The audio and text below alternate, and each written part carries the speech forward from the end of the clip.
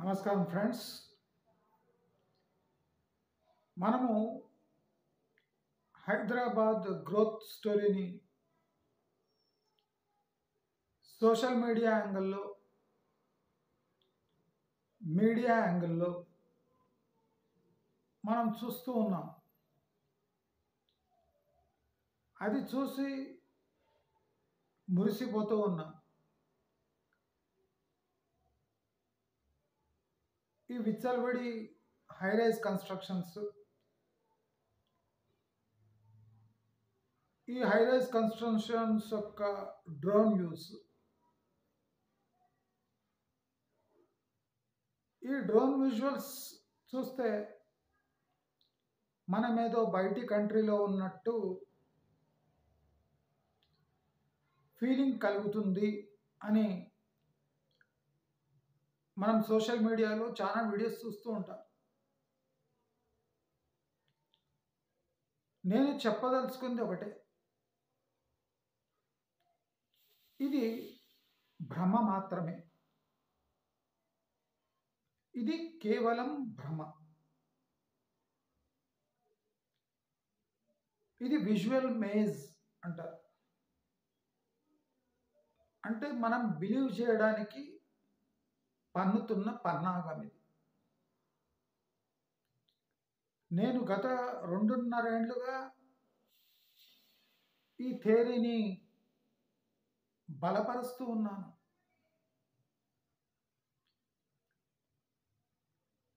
ఈ బలపరచడం వెనుక pure logic ఉంది. ఈ లాజిక్ వెనుక గవర్నమెంట్ ఫ్లోట్ చేసే రాంగ్ ఫిగర్స్ ఉన్నాయి.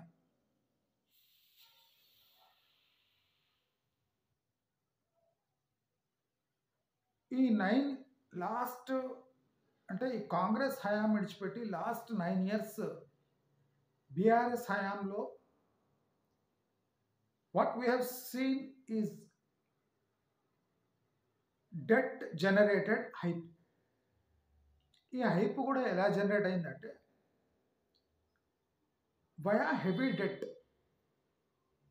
అంటే అప్పులు తీసుకొని రోల్డ్ గోల్డ్ వేసుకొని తిరిగితే ఏ ఫీలింగ్ ఉంటుంది, ఆ ఫీలింగ్ మాత్రం తెప్పించగలిగారు. ఈ అప్పులు చేసి కూడా ఏం కొన్నారు అంటే రోల్డ్ గోల్డ్ లేదా 1 గ్రామ్ గోల్డ్. అంటే నేను చెప్పిన ఈ 2 పదాలు intensity of fraud and visual fraud. Intensity of ఫ్రాడ్లో కూడా ఇది pure visual fraud. Hyped prices, sexy looking areas, drone visuals, social media ads, celebrity certifications, blind RERA approvals, and government propelled growth corridors. నేను ఇవాళ ప్రతి ఒక్క పదము total హైదరాబాద్ని educate చేయడానికి వాడుతున్న పదాలు. నేను దీంట్లో 1 ఇంచు కూడా తగ్గను. Whatever you are seeing in Hyderabad today is pure visual fraud. ఈ బబుల్ బర్స్ట్ అయిన రోజు నా వీడియోకి తప్పకుండా వాల్యూ జనరేట్ అవుతుంది. అంటే అందరి క్వశ్చన్ ఏమంటే, if there are no profits, why builders invest crores of rupees into these projects? Are they fools? దీని స్ట్రైట్ ఆన్సర్ నేను ఇస్తాను. everybody has become a futuristic fool in case of Hyderabad. Futuristic fools. వాడు ఎంత కోటీశ్వరుడు ఉన్నాడు అంటే are they playing with their money అనే ఒక క్వశ్చన్ వస్తుంది మీ దగ్గర నుంచి. వాళ్ళంత పిచ్చోళ్ళ వాళ్ళ డబ్బుల నుంచి ఆడుకుంటారా? See, they are investing into future real estate through bank finances. ఇది డబల్ రిస్క్. ఎందుకు రిస్క్ అని మీరు అడగచ్చు. ఈ క్వశ్చన్ కూడా అడగచ్చు. Bank bridge financing is running the total Hyderabad real estate show. అంటే ఇక రిస్క్లో 90% బ్యాంక్ మనీ ఉంది. ఒక్కసారి మీరు ల్యాండ్ అక్వైర్ చేయడానికి అడ్వాన్స్ తీసుకొని పార్ట్నర్షిప్ అగ్రిమెంట్లు వస్తే దాని మీద బ్యాంక్ లోన్ జనరేట్ అయ్యి మీ కన్స్ట్రక్షన్ స్టార్ట్ చేసి దాంట్లో 10% అమ్ముకుంటే మీ డబ్బులు మీకు వచ్చినాక 90% is either your property or banks property. If you don't manage to sell those flats, it becomes a bank's property. If you manage to sell flats in time, it becomes your property. Means your profits. So where is risk? ఒక బిల్డర్కి మనకు చెప్పినట్టు ఒక 40 to 50% లేదా 70 to 80% risk ఉండదు. మీకు ఆశ్చర్యం కలుగుతుంది. హైదరాబాద్లో బిల్డర్స్ రిస్క్ అనే factor is not even 5 to 10%. అందుకోసం మీరు అమ్ముడు పోకున్న బిల్డింగ్స్ వెలిగేది చూస్తుంటారు. పక్కకే ఒక 40 స్టోరీడ్ స్కై స్క్రేపర్ 3 years నుంచి క్లయింట్స్ కోసం వెయిట్ చేస్తుంటే పక్కకే ఇంకోటి వెలుస్తుంటుంది.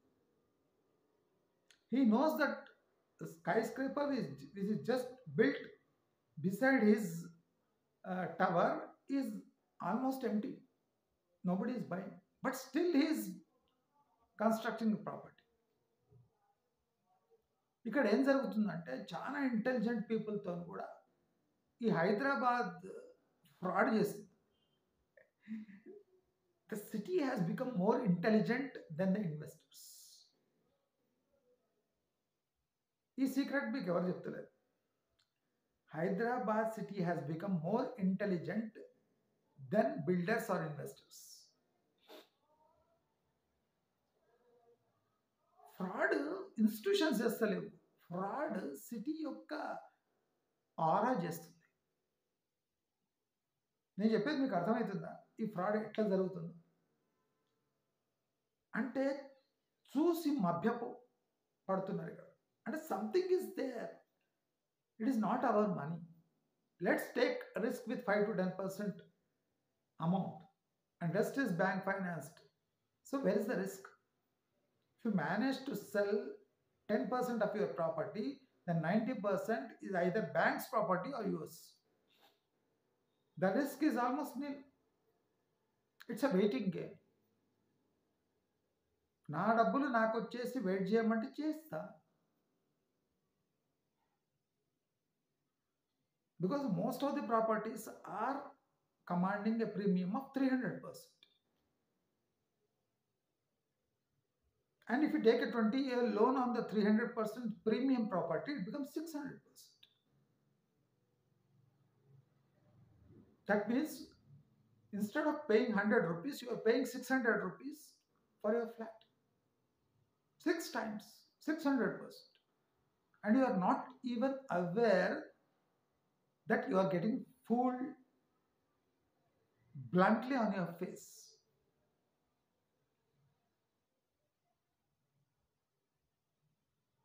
$300% premium property, మీరు 600% 20-year లాంగ్ టైంలో తీర్చుకుంటూ పోతే 600% you're paying. 100ది 600 and you are not able to make out where the fraud is. And a 300% hyped rate is base rate for you.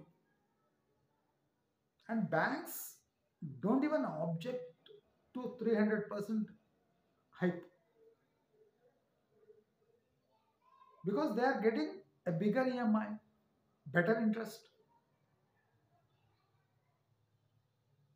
Pain ఎప్పుడు start అవుతుంది తెలుసా? When practically builders lose patience and hand over these flats to banks.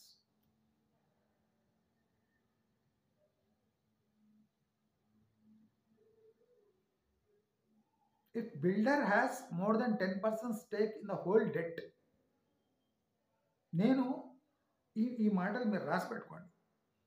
If the builder has more than 10% debt in his whole project, the danger is he may hand over that project to bank without thinking twice. Because every month he spends waiting for the project to get sold, he will lose lakhs of rupees as interest. Such is the situation in Hyderabad.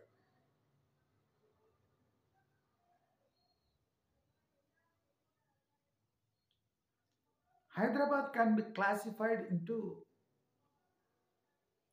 four things, four parts. First thing is Ghost City, which is West Hyderabad. Next comes Hyped City, which is Future City. Third one is the Taxed City, which is core Hyderabad region. ORR inside region is a taxed city. And next one is Nobody's City. That is Yadadri Road to ECIL, Kisara, Nalgonda Highway. This is nobody's city. Nobody cares about what happens to this place.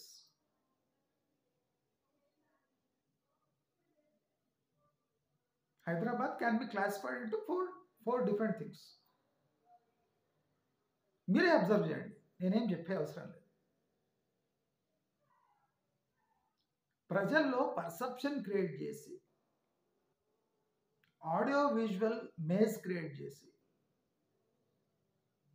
మీరు two wheeler మీద పోతున్నా మీరు ఒక అంటే కరోడ్పతి లాగా feeling తెప్పించి మళ్ళీ అదే రోడ్ మీద, గోల్డెన్ మైల్ రోడ్ మీద మిమ్మల్ని తెప్పి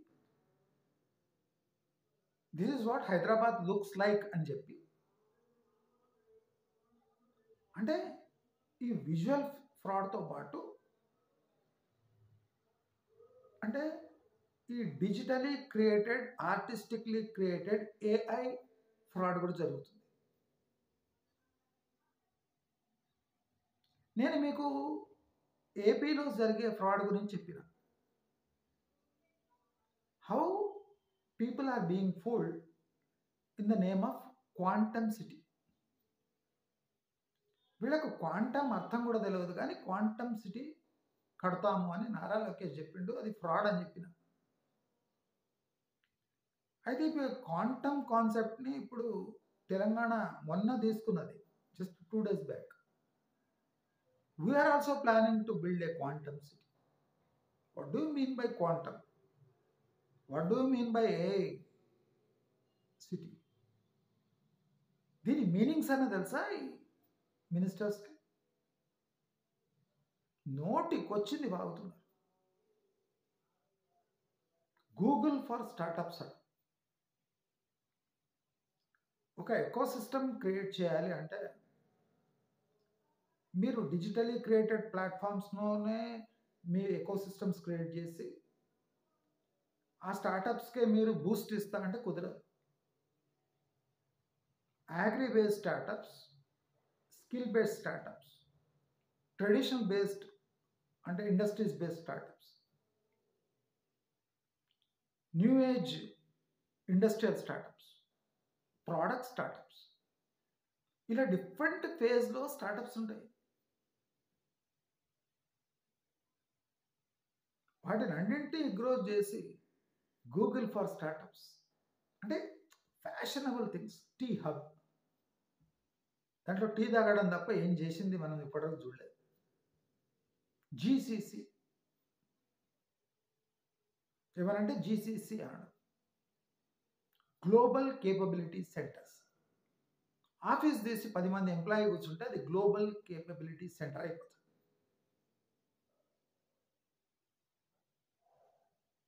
అంటే సెల్ఫ్ డిక్లేర్డ్, సెల్ఫ్ డబ్బా. లాజికలీ ఆన్ గ్రౌండ్ ప్రూవ్ చేయండి అంటే అట్టర్ ఫ్లాప్ అవుతాడు.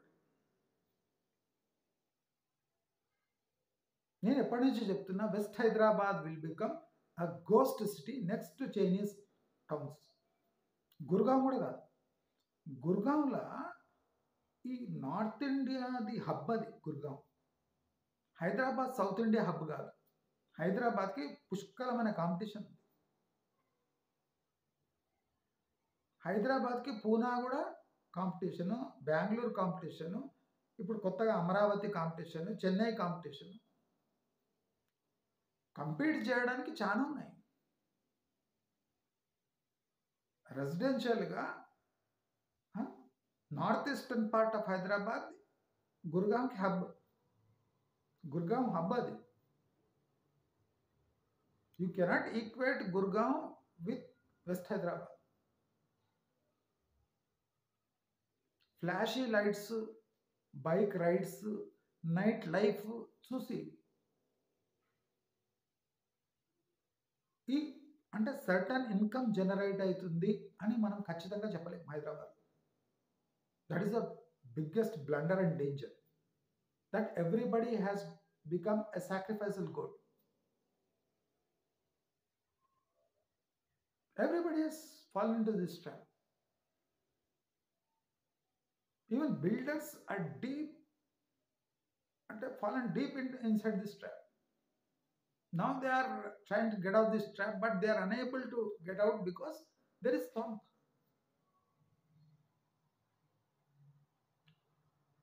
When slump was going on, nobody could make out what is slump. Define slump ante kuda వాళ్ళు యాక్సెప్ట్ చేయడానికి రెడీ లేదు. They very slum. Hyderabad is in auto pilot mode. అంటే కొన్ని terms వాళ్ళు బ్యూటిఫుల్గా స్ట్రక్చర్ చేశారు. Hyderabad is in auto pilot mode అని. అరే నిజంగానే ఆటో పైలట్ అటనే. అరే ఏంద్రా ఆటో పైలట్ అంటే ఏంద్రా, ఎట్లా పోతుందిరా ఒక ఎకానమీ ఆటో పైలట్లో? When it is not supported by industrial economy, how the hell మీరు బెంగళూరు అనుకుంటారు కదా ఐటీ అని. It is properly supported by garment firms, textile firms and industrial economy. If you bifurcate and dissect Bangalore's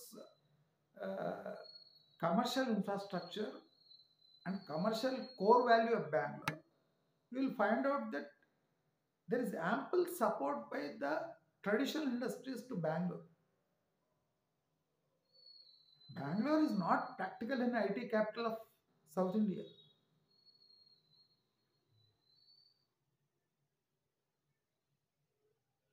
హైదరాబాద్లో ఉన్నంత hype బహుశా ఎక్కడ ప్రపంచంలో లేదు.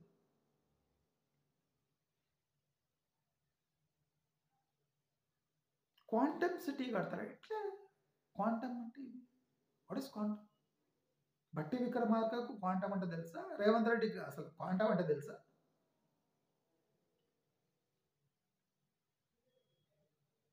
మన గ్లోబల్ సమ్మిట్ ఎట్లా హ్యాండిల్ చేసిండ్రు?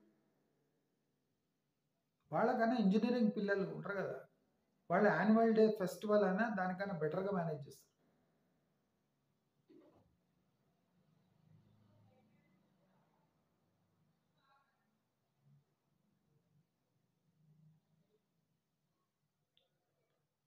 మన RBI X governor Duvvuri Subbarao was sceptical about the growth of Hyderabad. Practically, in his words,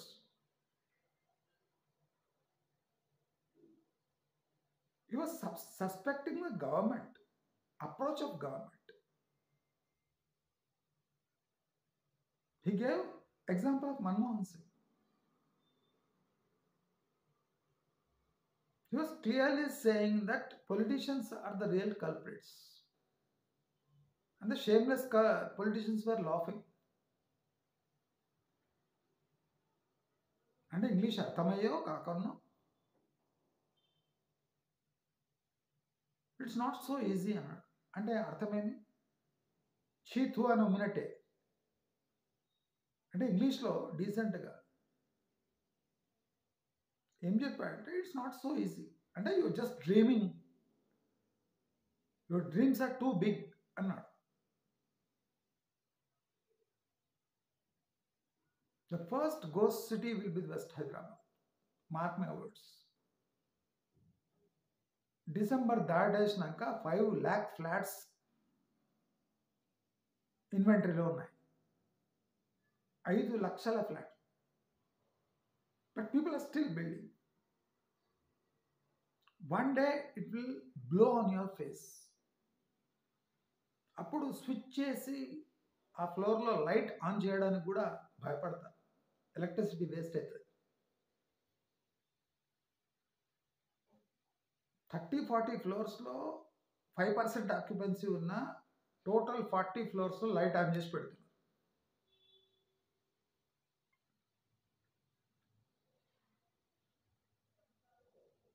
రాత్రి 1:32 కాగానే స్విచ్ ఆఫ్ చేస్తారు. అంటే just show off that things are rosy. Nobody should suspect. And everybody should show the same image without blinking. అదొక speciality west Hyderabad. అంటే నీకు బాధ అవుతున్నా నీవు కూడా లైట్లు ఆన్ చేయాలి. ఎందుకంటే నీ పక్క బిల్డింగ్ వాళ్ళు లైట్ ఆన్ చేసింది కనుక.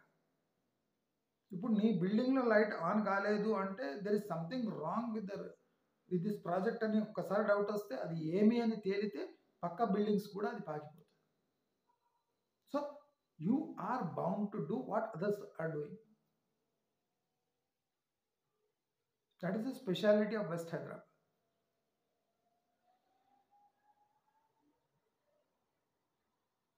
And next one is the hyped city, which is future city, which has no future. Where the open lands are being just donated to film stars.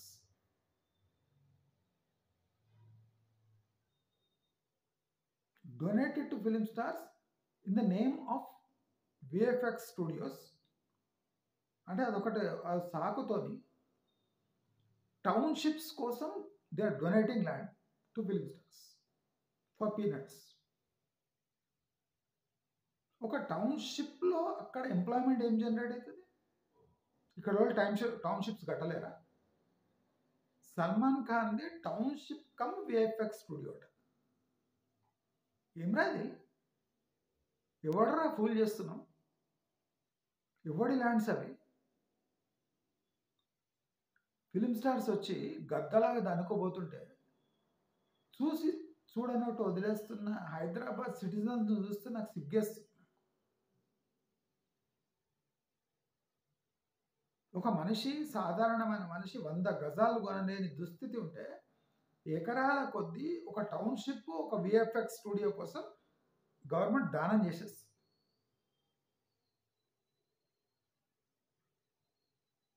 Telangana rising global summit ఉద్దేశం ఏమి? To attract investment. నువ్వు చేస్తున్నావేమి?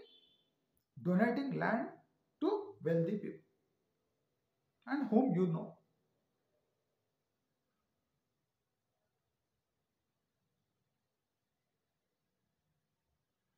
Employment అనే question ఎక్కడైనా generate అయిందా?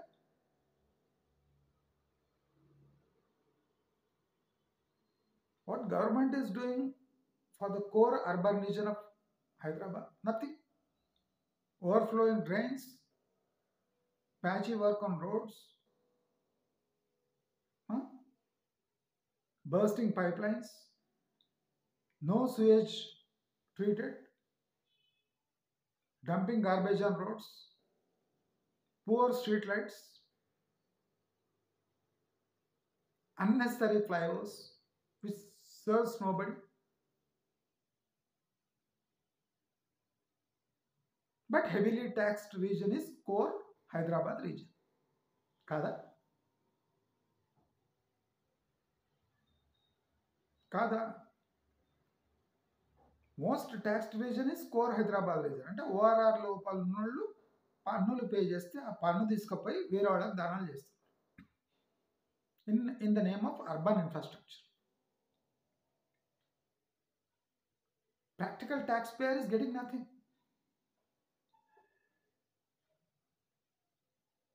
They are not even mentioning his name.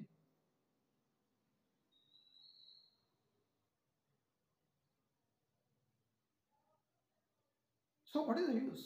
Practically, what is the use?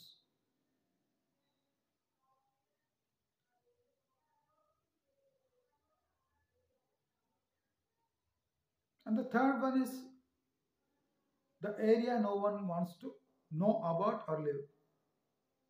Kisara, ECL, Dammaiguda, Ghatkesar, up to Nalgonda Highway. Nobody even thinks for a fraction of a second about this phase of Hyderabad, this part of Hyderabad.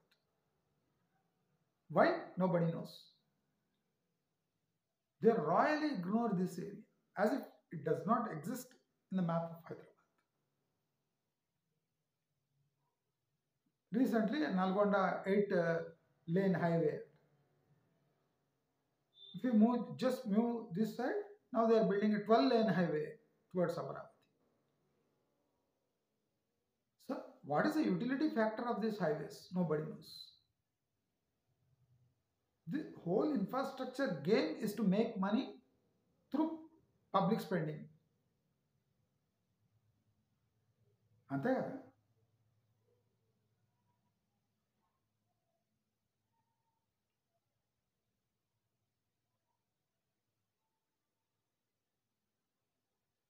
If I have the time, energy and money, I can prove it on ground.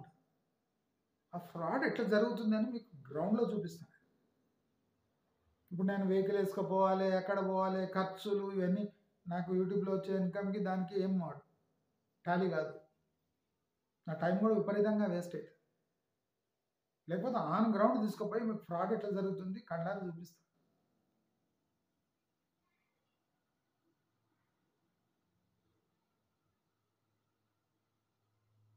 అంటే people are getting fooled like this and people are behaving as if they have nothing to do and they are very intelligent. What's wrong in paying 70 to 80 lakhs for a flat antenna? I'm asking, what is the logic behind the original cost of the flat is 12 lakhs and you're paying 70 lakhs and you're taking on a loan for 20 years and you're paying 1 crore 40 lakhs. That is nearly 1200% hike on the original price. And the builders say that they are hardly making 15% on the project. Whereas each flat is commanding a 1200% premium. What sort of nonsense is this?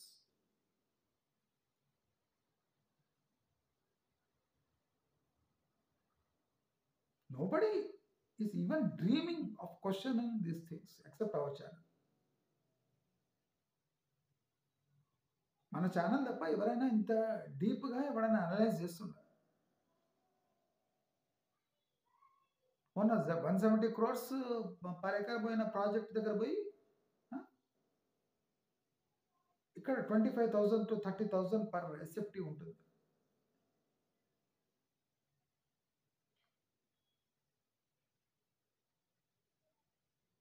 HILT policy నేను ఇప్పుడే చెప్తున్నా, HILT policy will take 5 to 8 years time. HILT policy implement కావాలంటే 5 to 8 years. ఎందుకు చెప్తా? మంచి రన్నింగ్లో ఉన్న industry shift కావడానికి వ్యతిరేకిస్తుంది. అంటే ఆల్రెడీ క్లోజ్డ్ ఫ్యాక్టరీస్ ఈజీగా ల్యాండ్ని డెవలప్ చేసుకోవడానికి ఇచ్చేసి వాళ్ళు బయటికి వెళ్ళిపోతారు. కానీ closed అంటే functioning industry will definitely go to courts to stop this HILT policy. then certain land has been allocated to an industry to run its factories, and they own the land. How can a government suddenly declare them as polluting industry and ship them? అంటే pollution control బోర్డ్ని use చేసి polluting industry అని దానికి tag పెట్టించి ఖాళీ చేయించే దమ్ము గవర్నమెంట్కి ఉంది. But where is the morality fact?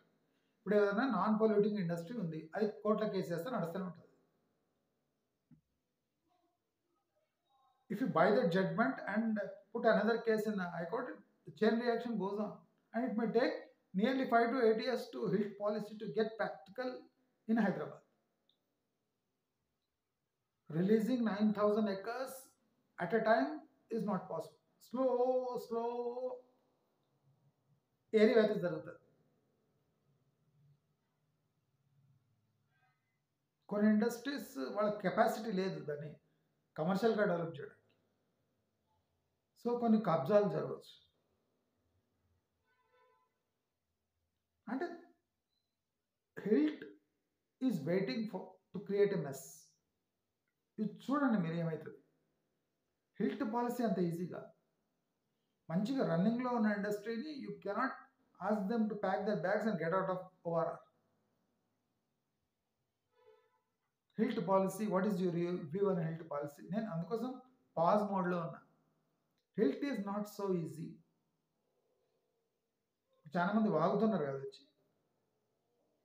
యూట్యూబ్లో HILT పాలసీ అంటే. HILT పాలసీ అంత ఈజీ పాలసీ కాదు. అంటే టోటల్ మీ ఎకోసిస్టమ్ని చేంజ్ చేయాలంటే మీ లాని చేంజ్ చేస్తే సరిపోదు. అసెంబ్లీలో ఒక ప్రపోజల్ పెట్టేసి తీర్మానం పాస్ చేస్తే అది లా అయిపోదు.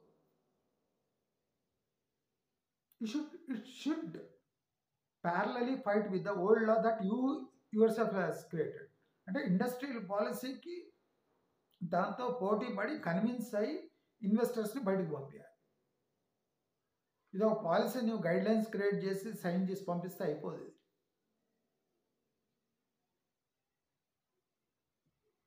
దీంట్లో ఒకటే పాజిటివ్ పాయింట్ ఏముందంటే you are asking the people to convert into commercial property. కనుక పీపుల్ మే అంటే నడవని ఇండస్ట్రీ ఇమీడియట్లీ క్లోజ్ చేసి HILT పాలసీ కింద కమర్షియల్లీ డెవలప్ చేసుకొని వాళ్ళకున్న ల్యాండ్ని బయట ఎక్కడైనా ఇస్తే తీసుకుంటారు. కానీ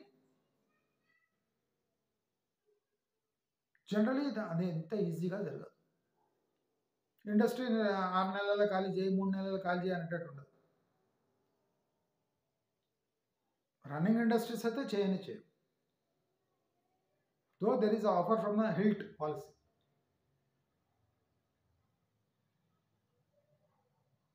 ఈ HMR రీజన్ అని ఎవరు డిక్లేర్ చేయమన్నాడు ముందే?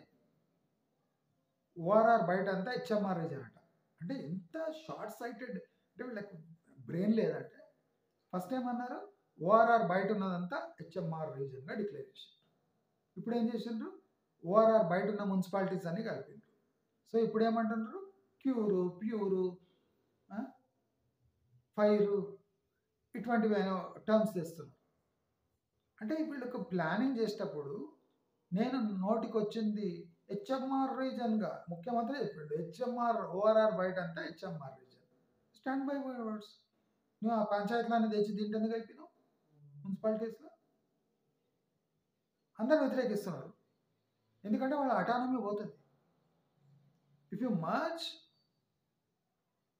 peri-urban municipalities into core urban region, core municipality, they will lose their autonomy and spending structure. అంటే ఇన్కమ్స్ ఎఫెక్ట్ అవుతాయి, రెవెన్యూ ఎఫెక్ట్ అవుతుంది. ఆ రెవెన్యూ అంతా కోర్ రీజన్కి ట్రాన్స్ఫర్ చేయాలి, మళ్ళీ అలొకేట్ చేసుకోవాలి. అంటే జిఎస్టీ లాగా అయిపోతుంది. ఓల్డ్ ట్యాక్స్ సిస్టమ్ టు జిఎస్టీకి షిఫ్ట్ అనేట్టు ఉంటుంది. వాళ్ళు ఎందుకు యాక్సెప్ట్ చేస్తారు? అటానమీని కోల్పోవడానికి ఎవ్వరూ యాక్సెప్ట్ చేయరు. You have forcefully merge those municipalities into GHMC. GHMC is deficit budget, వాళ్ళ దగ్గర డెఫిసిట్ ఉంది బడ్జెట్. బడ్జెట్ డెఫిసిట్ ఉన్న జిహెచ్ఎంసీలో మీరు క్యాష్ రిచ్ మున్సిపాలిటీస్ని ఓఆర్ఆర్ బయట ఉన్న మున్సిపాలిటీస్ని మర్జ్ చేస్తా అంటే వాళ్ళు ఎందుకు ఊరుకుంటారు? Because that is a government institution, you have free hand to merge them at your will. But definitely they will suffer. They will not grow, but suffer. When you are unable to handle a core municipal region of Hyderabad, how can you handle the municipal regions that have newly merged into the core urban area, without increasing personnel, without increasing the budget? When the government itself is running short of money, what is the use of merging the outside municipalities into core region? ఇలాంటి ప్రశ్నలు ఎవరు వేస్తున్నారు? ఎవరు వేస్తారు? బిందా సూచన 27 మున్సిపాలిటీలు కలపబడినాయి, తిప్పబడినాయి, వండబడుతున్నాయి. వంట చేయడానికి కింద గ్యాసే లేదు, పైసలే లేవు, ఏం వండుతాడు కదా? ఇలాంటి ప్రశ్నలు ఎత్తడానికి బ్రెయిన్ ఉండాలి. అది లేదు. అందరు కూల్గా ఉన్నారు. ఫాస్టెస్ట్ గ్రోయింగ్ సిటీ అట. ఏ బేసిస్ మీద అంటే బిల్డింగ్స్ బేసిస్ మీద. అన్ఎంప్లాయ్మెంట్ తాండవం ఆడుతుంది. ఐటీ ఇన్ఫ్రాస్ట్రక్చర్ టోటల్ డోల్డ్రమ్స్లో ఉంది. ఒక ఏరియాని డిసిగ్నేట్ చేయడానికి కష్టమవుతుంది. ఫ్యూచర్ సిటీకి సపోర్ట్ లేదు. గ్లోబల్ సమిట్ ఫెయిల్ అయ్యింది. ఇప్పుడు క్వాంటమ్ సిటీ కట్టబోతున్నారు. దేవుడే రక్షించాలి. దయచేసి అందరూ ఆలోచించవలసిన సమయం వచ్చేసింది. Don't fall into traps which are set by people who don't have even an iota of idea how to develop a city.